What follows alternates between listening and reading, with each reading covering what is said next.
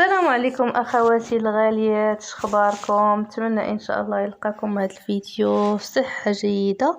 اليوم ان شاء الله فيديو جديد، غادي نحضروا السمك ديال الصول والسنطة بتتبيلة جد رائعة وتجي بنينة غير في الفرن بطريقة صحية ان شاء الله. ونحضروا عصير ديال الحامض منعش تيجي هائل. نبداو الفيديو ديالنا كالعاده والصلاه والسلام على نبينا محمد صلى الله عليه وسلم.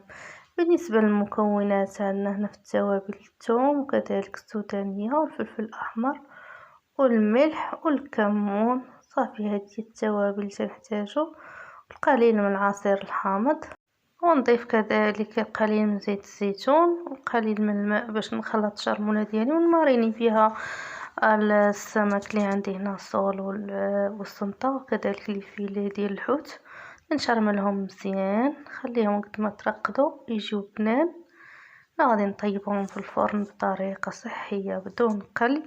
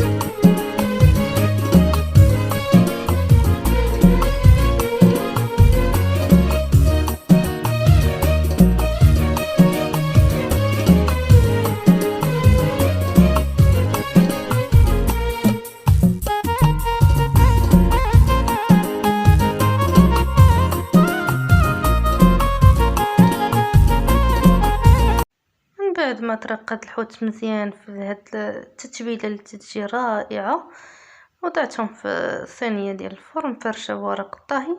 انا غادي نرش عليهم القليل من الازير والزعتر، ممكن تستعملوا اي اعشاب تتبغيو. غادي ندخلها للفرن درجه حراره متوسطه تيتحمروا من الاعلى، ونقلبهم الجهه الثانيه. هنا غادي نرافقوهم بعصير ديال الحامض تيجي منعش. عندي هنا 2 حبات ديال الحامض، غادي نحك القشره غير الجهه الخضراء ما نوصلش للجهه البيضاء. نستمر في نفس العمليه. من بعد ما خديت لو جيست ديال الحامضات بجوج غادي نعصرهم ونعاود نطحنهم مع الماء. هنا غادي نحتاج اطرو ديال الماء في كل 2 حامضات. نستعملوا اطرو ديال الماء، الاحسن يكون بارد.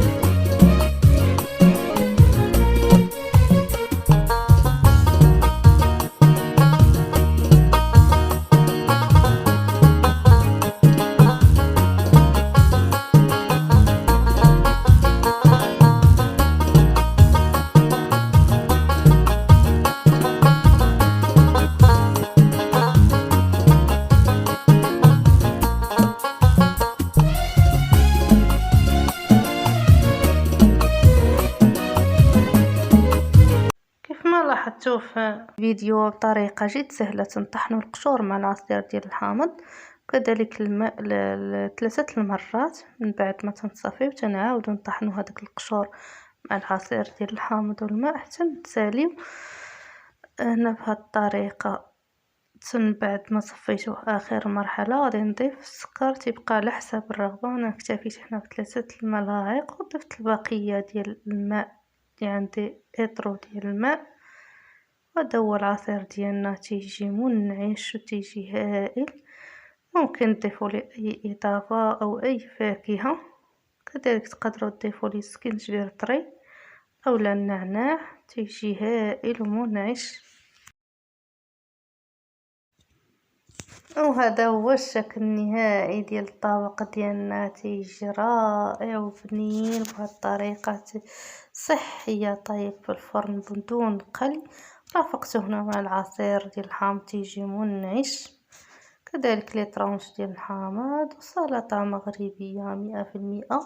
نتمنى ان شاء الله تجربوا السمك بهذه الطريقه، ما امكن نبعدو على القلي بهذه الطريقه تيجي ناشف ولذيذ تيجي هائل. ولا عجبكم الفيديو كالعاده ما تنسوش تبارطاجيوه مع الاصدقاء والاحباب، ما تنسوش كذلك لي لايك وتعليق. وصلنا لنهايه الفيديو، اللهم ادمها نعمه واحفظها من الزوال. استودعكم الله الى فيديو قادم ان شاء الله، والسلام عليكم.